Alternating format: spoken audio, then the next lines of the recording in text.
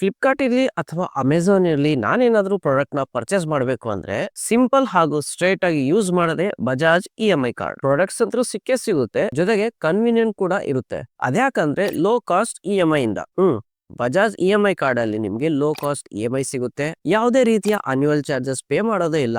ಜೊತೆಗೆ ಈ ಒಂದು ಕಾರ್ಡ್ ನ ನೀವು ಆನ್ಲೈನ್ ಪರ್ಚೇಸ್ ಅಲ್ಲಿ ಅಥವಾ ಆಫ್ಲೈನ್ ಪರ್ಚೇಸ್ ಅಲ್ಲಿ ಎರಡರಲ್ಲೂ ಯೂಸ್ ಮಾಡಬಹುದು. ಸೊ ನಿಮ್ಮಲ್ಲೂ ಸಹ ಬಜಾಜ್ EMI ಕಾರ್ಡ್ ಇದ್ರೆ ಈ ಎಲ್ಲಾ ಬೆನಿಫಿಟ್ಸ್ ನ ನೀವು ತಗೋಬಹುದು. ಸೊ ನಿಮ್ಮ ಹತ್ರ ಕಾರ್ಡ್ ಇರ್ಬೇಕಂದ್ರೆ ಅದಕ್ಕೆ ಅಪ್ಲೈ ಮಾಡ್ಬೇಕಾ? ಸೊ ಆ ಒಂದು ಪ್ರೋಸೆಸ್ ನ ಈ ವಿಡಿಯೋದಲ್ಲಿ ನಿಮ್ಗೆ ಡೀಟೇಲ್ ಆಗಿ ಸ್ಟೆಪ್ ಬೈ ಸ್ಟೆಪ್ ತಿಳಿಸ್ತೀನಿ. ಸೊ ಕಾರ್ಡ್ ನ ಅಪ್ಲೈ ಮಾಡೋದು ಹೇಗೆ, ಯಾರೆಲ್ಲ ಕಾರ್ಡ್ ನ ಅಪ್ಲೈ ಮಾಡಬಹುದು, ನಿಮ್ಮ ಮನೆಯಿಂದಾನೇ ಯಾವೆಲ್ಲ ಸಿಂಪಲ್ ಸ್ಟೆಪ್ಸ್ ನ ಫಾಲೋ ಮಾಡಿ ಈ ಒಂದು ಕಾರ್ಡ್ ನ ನೀವು ಅಪ್ಲೈ ಮಾಡಬಹುದು. ಅಪ್ಲೈ ಮಾಡಕ್ಕೆ ಏನಾದ್ರೂ ಚಾರ್ಜಸ್ ಇದೆನಾ, ಆ ಚಾರ್ಜಸ್ ಇದ್ರೆ ಅದೆಷ್ಟು, ಎಲ್ಲದನ್ನ ಡೀಟೇಲ್ ಆಗಿ ಈ ಒಂದು ವಿಡಿಯೋದಲ್ಲಿ ನಿಮ್ಗೆ ತಿಳಿಸ್ಕೊಡ್ತೀನಿ. ಸೊ ಈ ರೀತಿ ಏನ್ ನೀವು ಆನ್ಲೈನ್ ಅಲ್ಲಿ ಅಪ್ಲೈ ಮಾಡ್ತಿರಲ್ಲ, ಅವಾಗ ಒಂದ್ ಮಾತನ್ನ ನೆನ್ಪಿಟ್ಕೊಳ್ಳಿ. ಸೊ ನೀವು ಗೂಗಲ್ ಅಲ್ಲಿ ಹೋಗಿ ಸರ್ಚ್ ಮಾಡಿ ಅಪ್ಲೈ ಮಾಡ್ತಾ ಇದ್ರೆ ಸೊ ಅಲ್ಲೇನಿರುತ್ತೆ, ಕೆಲವು ಸ್ಕ್ಯಾಮ್ ವೆಬ್ಸೈಟ್ಸ್ ಗಳು ಇವೆ.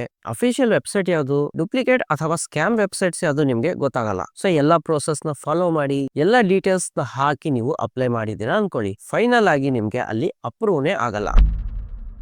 ಯಾಕಂದ್ರೆ ನೀವು ಅಫಿಷಿಯಲ್ ವೆಬ್ಸೈಟ್ ಅಲ್ಲಿ ಹೋಗಿ ಈ ಒಂದು ಸ್ಟೆಪ್ಸ್ ನ ಫಾಲೋ ಮಾಡಿರಲ್ಲ, ನಿಮ್ಗೆ ಗೊತ್ತಿಲ್ಲದಾನೆ ಬೇರೆ ವೆಬ್ಸೈಟ್ ಅಲ್ಲಿ ಹೋಗಿರ್ತೀರಾ. ಸೊ ಈ ರೀತಿ ತುಂಬಾ ಜನ ಫೇಸ್ ಮಾಡ್ತೀರಾ. ಅದಕ್ಕೋಸ್ಕರನೇ ನಾನು ಡಿಸ್ಕ್ರಿಪ್ಷನ್ ಅಲ್ಲಿ ಲಿಂಕ್ ನ ಕೊಟ್ಟಿರ್ತೀನಿ. ಸೊ ಅದನ್ನ ನೀವು ಕ್ಲಿಕ್ ಮಾಡಿದ್ರೆ ಈಗ ನಾನು ಮೊಬೈಲ್ ಅಲ್ಲಿ ಏನೆಲ್ಲ ಸ್ಟೆಪ್ಸ್ ಹೇಳ್ಕೊಡ್ತೀನಲ್ಲ, ಡೈರೆಕ್ಟ್ ಆಗಿ ಈಸಿಯಾಗಿ ಫಾಲೋ ಮಾಡಬಹುದು. ಅಲ್ಲಿ ನಿಮ್ಗೆ ಯಾವುದೇ ರೀತಿಯ ಕನ್ಫ್ಯೂಷನ್ ಇರಲ್ಲ. ಅಪ್ಲೈ ಮಾಡಿದಾಗ ಅಪ್ರೂವ್ ಸಹ ಆಗುತ್ತೆ. ಸೊ ಡಿಸ್ಕ್ರಿಪ್ಷನ್ ಅಲ್ಲಿ ಇರುವಂತಹ ಲಿಂಕ್ ನ ನೀವು ಕ್ಲಿಕ್ ಮಾಡಿದ್ಮೇಲೆ ನಿಮ್ಗೆ ಈ ರೀತಿಯ ಒಂದು ಪೇಜ್ ಓಪನ್ ಆಗುತ್ತೆ. ಸೊ ಇಲ್ಲಿ ನೋಡಿ, ನಾನು ಹೇಳಿದ್ನಲ್ಲ 4 ಸ್ಟೆಪ್ ಪ್ರೋಸೆಸ್ ಇದೆ. ಯಾವುದೇ ರೀತಿಯ ಆನ್ಯುವಲ್ ಫೀಸ್ ಇರಲ್ಲ. ಈ ಎಲ್ಲಾ ಡೀಟೇಲ್ಸ್ ನ ಇಲ್ಲಿ ಕೊಟ್ಟಿದ್ದಾರೆ. ಇದ್ರ ಜೊತೆಗೆ ಇಲ್ಲಿ ನಿಮ್ಗೆ ಕಾರ್ಡ್ ಲಿಮಿಟ್ ಬಂದು 3 ಲಕ್ಷದವರೆಗೂ ಇದೆ. ಓಕೆ, ಸೊ ಇದೇನೋ ಆಯ್ತು. ಬಟ್ ಈ ಕಾರ್ಡ್ ನೇ ನಾವು ಯಾಕೆ ಯೂಸ್ ಮಾಡಬೇಕು? ಮಾರ್ಕೆಟ್ ಅಲ್ಲಿ ತುಂಬಾ ಆಪ್ಷನ್ ಇದೆ ಅಲ್ಲ, ಅದನ್ನ ಯಾಕೆ ಮಾಡಬಹುದು? ಅದಕ್ಕೂತ್ತರ ಇಲ್ಲಿ ನೀವು ಕೆಳಗಡೆ ಸ್ಕ್ರಾಲ್ ಮಾಡಿದ್ರೆ ಸಿಗುತ್ತೆ. ಈ ಕಾರ್ಡ್ ಇಂದ ನೀವು 10 ಲಕ್ಷಕ್ಕಿಂತ ಹೆಚ್ಚು ಪ್ರಾಡಕ್ಟ್ಸ್ ನ ಪರ್ಚೇಸ್ ಮಾಡಬಹುದು.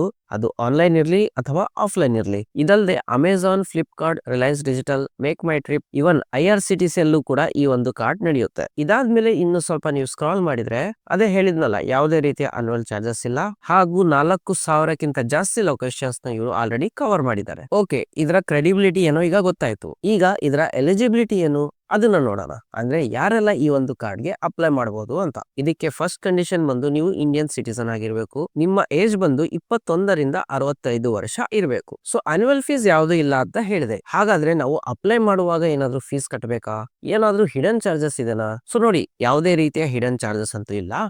ಅಪ್ಲೈ ಮಾಡುವಾಗ ನೀವು ಒನ್ ಟೈಮ್ ಫೀ ಕಟ್ಟಬೇಕಾಗುತ್ತೆ. ಇದನ್ನ ನೆನ್ಪಿಟ್ಕೊಳ್ಳಿ, ಇದು ಬಂದು ಒನ್ ಟೈಮ್ ಫೀ ಅಷ್ಟೇ. ನೀವು ಅಪ್ಲೈ ಮಾಡುವಾಗ ಏನ್ ಕಟ್ತಿರಲ್ಲ ಅದ್ ಮಾತ್ರ. ಮತ್ತೆ ಅದನ್ನ ಮಂತ್ಲಿ ಕಟ್ಟಬೇಕಾ? ಆ ರೀತಿ ಏನಿಲ್ಲ.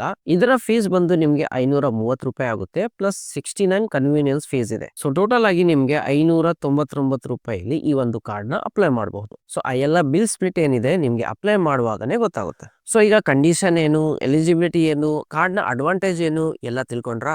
ಈಗ ಅಪ್ಲೈ ಮಾಡೋದು ಹೇಗೆ ಅಂತ ಬನ್ನಿ ಡೀಟೇಲ್ ಆಗಿ ನೋಡೋಣ. ಇಲ್ಲಿ ಮೇಲ್ಗಡೆ ಬಂದು ಇದನ್ನ ಟಿಕ್ ಮಾಡಿ ಗೆಟ್ ಇಟ್ ನೌ ಅಂತ ಕೊಡಿ. ಇಲ್ಲಿ ನಿಮ್ಮ ಪರ್ಸನಲ್ ಡೀಟೇಲ್ಸ್ ಕೇಳುತ್ತೆ. ನಿಮ್ಮ ಪ್ಯಾನ್ ಕಾರ್ಡ್ ನಲ್ಲಿರುವಂತಹ ಹೆಸರೇನು, ಡೇಟ್ ಆಫ್ ಬರ್ತ್ ಏನು, ಜೆಂಡರ್ ಏನು, ನಿಮ್ಮ ಪ್ಯಾನ್ ಕಾರ್ಡ್ ನಂಬರ್ ಏನು, ಎಂಪ್ಲಾಯ್ಮೆಂಟ್ ಟೈಪ್ ಏನಿದೆ, ಸೆಲ್ಫ್ ಇದೆನಾ ಅಥವಾ ಸ್ಯಾಲರೈಸ್ ಇದೆನಾ, ಹಾಗೂ ನೀವು ಇರುವಂತಹ ಏರಿಯಾ ಪಿನ್ ಕೋಡ್ ಏನು, ಈ ಎಲ್ಲಾ ಡೀಟೇಲ್ಸ್ ನ ಕರೆಕ್ಟ್ ಆಗಿ ಎಲ್ಲೂ ಸ್ಪೆಲ್ಲಿಂಗ್ ಮಿಸ್ಟೇಕ್ ಸಹ ಮಾಡದೆ ಫಿಲ್ ಮಾಡಿ. ಅದಾದ್ಮೇಲೆ ಇದನ್ನ ಟಿಕ್ ಮಾಡಿ ಕಂಟಿನ್ಯೂ ಕೊಡಿ. ಸೊ ಇಲ್ಲೇನಾಗುತ್ತೆ, ಸ್ವಲ್ಪ ಟೈಮ್ ತಗೊಳುತ್ತೆ. ಆಕ್ಚುಲ್ ಆಗಿ ಇಲ್ಲಿ ನಿಮ್ಮ ಸಿಬಿಲ್ ಸ್ಕೋರ್ ಚೆಕ್ ಆಗುತ್ತೆ. ಸೊ ನಿಮ್ಮ ಸಿಬಿಲ್ ಸ್ಕೋರ್ ಕರೆಕ್ಟ್ ಇದೆ, ಯಾವುದೇ ರೀತಿ ತೊಂದರೆ ಇಲ್ಲ ಅಂದ್ರೆ ನೀವು ಕಾರ್ಡ್ ಗೆ ಎಲಿಜಿಬಲ್ ಇದ್ದೀರಾ ಅಂತ ಬರುತ್ತೆ. ಇನ್ ಕೇಸ್ ಅದೇನಾದ್ರೂ ಬಂದಿಲ್ಲ, ನೀವು ಕಾರ್ಡ್ ಗೆ ಎಲಿಜಿಬಲ್ ಇಲ್ಲ ಅಂದ್ರೆ 30 ದಿನ ಆದ್ಮೇಲೆ ಮತ್ತೆ ನೀವು ಇದನ್ನ ಅಪ್ಲೈ ಮಾಡಬಹುದು. ಸೊ ಅದೇ ನೀವು ಕಾರ್ಡ್ ಗೆ ಎಲಿಜಿಬಲ್ ಇದ್ದೀರಾ ಅಂದ್ರೆ ನಿಮ್ಗೆ ಈ ರೀತಿ ಒಂದು ಪೇಜ್ ಓಪನ್ ಆಗುತ್ತೆ. ಕಂಗ್ರಾಚುಲೇಷನ್ಸ್ ಅಂತ ನಿಮ್ಗೆ ಆ ಒಂದು ಕಾರ್ಡ್ ಗೆ ಎಷ್ಟು ಲಿಮಿಟ್ ಸಿಗುತ್ತೆ ಆ ಡೀಟೇಲ್ಸ್ ಕೂಡ ಇಲ್ಲಿ ನಿಮ್ಗೆ ಕೊಟ್ಟಿರ್ತಾರೆ. ಸೊ ಈಗ ಬಂದು ವೆರಿಫಿಕೇಶನ್ ನ ಮಾಡಬೇಕು. ಅದಕ್ಕೆ ನಾವು ಪ್ರೊಸೀಡ್ ಫಾರ್ ವೆರಿಫಿಕೇಶನ್ ಕ್ಲಿಕ್ ಮಾಡೋಣ.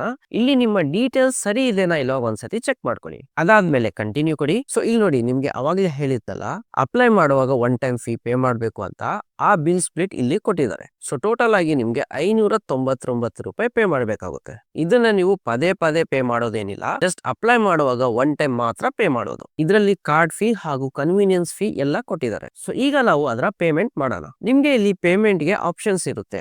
UPI ಇರುತ್ತೆ, ನೆಟ್ ಬ್ಯಾಂಕಿಂಗ್ ಮಾಡಬಹುದು, ಇಲ್ಲ ಡೆಬಿಟ್ ಕಾರ್ಡ್ ಇಂದ ನೀವು ಪೇ ಮಾಡಬಹುದು. ಸೊ ನಾನು ಇಲ್ಲಿ UPI ಇಂದ ಪೇ ಮಾಡ್ತೀನಿ. ಸೊ ಎಲ್ಲ ಡೀಟೇಲ್ಸ್ ಹಾಕಿ ಪೇಮೆಂಟ್ ಮಾಡಿದ್ಮೇಲೆ ಪೇಮೆಂಟ್ ಸಕ್ಸಸ್ಫುಲ್ ಅಂತ ಬರುತ್ತೆ. ಇವನ್ ಇಲ್ಲಿ ನಿಮ್ಗೆ ಕಾರ್ಡ್ ಸಹ ಸ್ಯಾಂಕ್ಷನ್ ಆಗಿದೆ. ಬಟ್ ಈ ಒಂದು ಕಾರ್ಡ್ ಏನಿದೆ ಇನ್ನು ಆಕ್ಟಿವ್ ಆಗಿಲ್ಲ. ಸೊ ನಾವೇನ್ ಮಾಡ್ಬೇಕಾಗುತ್ತೆ, ಮೊದಲು ಈ ಒಂದು ಕಾರ್ಡ್ ನ ಆಕ್ಟಿವೇಟ್ ಮಾಡಬೇಕು. ಸೊ ಈ ಕಾರ್ಡ್ ನ ಆಕ್ಟಿವೇಟ್ ಮಾಡಕ್ಕೆ ಏನ್ ಮಾಡ್ಬೇಕು, ಈ ಮ್ಯಾಂಡೇಟ್ ನ ನಾವು ಫಿಲ್ ಮಾಡ್ಬೇಕಾಗುತ್ತೆ. ಸೊ ಆ ಸ್ಟೆಪ್ಸ್ ಕೂಡ ತುಂಬಾ ಸಿಂಪಲ್ ಇದೆ, ಅದನ್ನ ಈಗ ನೋಡೋಣ. ಸೊ ಆಕ್ಟಿವೇಟ್ ಮಾಡಕ್ಕೆ ನಾವು ಆಕ್ಟಿವೇಟ್ ನಾವು ಅಂತ ಕೊಟ್ರೆ ಇಲ್ಲಿ ನಿಮ್ಮ ಬ್ಯಾಂಕ್ ಡೀಟೇಲ್ಸ್ ಕೊಡಬೇಕು. ಬ್ಯಾಂಕ್ ಅಲ್ಲಿ ಇರುವಂತಹ ಹೆಸರೇನು, IFSC ಕೋಡ್ ಏನಿದೆ, ಅಕೌಂಟ್ ನಂಬರ್ ಏನಿದೆ, ನಿಮ್ಮ ಆ ಒಂದು ಅಕೌಂಟ್ ಟೈಪ್ ಯಾವುದು. ಅದಾದ್ಮೇಲೆ ಇಲ್ಲಿ ರಿಜಿಸ್ಟ್ರೇಷನ್ ಮೋಡ್ ಅಲ್ಲಿ ನೀವು ಸೆಲೆಕ್ಟ್ ಮಾಡಬೇಕಾಗುತ್ತೆ. ಸೊ ನಾನು ಇಲ್ಲಿ ಡೆಬಿಟ್ ಕಾರ್ಡ್ ನ ಸೆಲೆಕ್ಟ್ ಮಾಡ್ತೀನಿ. ಇದೆಲ್ಲ ಫಿಲ್ ಮಾಡಿದ್ರ ನೆಕ್ಸ್ಟ್ ಕಂಟಿನ್ಯೂ ಕೊಡಿ. ಸೊ ಇಲ್ಲಿ ನಿಮ್ಮ ಕಾರ್ಡ್ ಡೀಟೇಲ್ಸ್ ನ ಹಾಕಿ, ಇಲ್ಲಿ ಡೆಬಿಟ್ ಕಾರ್ಡ್ ಡೀಟೇಲ್ಸ್ ನ ಹಾಕಿ, ನಿಮ್ಮ ನಂಬರ್ಗೆ OTP ಬರುತ್ತೆ, ಅದನ್ನ ವೆರಿಫೈ ಮಾಡಿ. ಸೊ ಇದಾದ್ಮೇಲೆ ನೋಡಿ ಈ ಮ್ಯಾಂಡೇಟ್ ಸಕ್ಸಸ್ಫುಲ್ ಅಂತ ಬಂತು, ಜೊತೆಗೆ ಈ ಕಾರ್ಡ್ ಸಹ ಆಕ್ಟಿವ್ ಆಗಿದೆ. ಸೊ ಈ ರೀತಿ ನೀವು ಬಜಾಜ್ ಫಿನ್ಸರ್ವ್ ನ EMI ಕಾರ್ಡ್ ನ ಅಪ್ಲೈ ಮಾಡಿ ಶಾಪಿಂಗ್ ಗೋಸ್ಕರ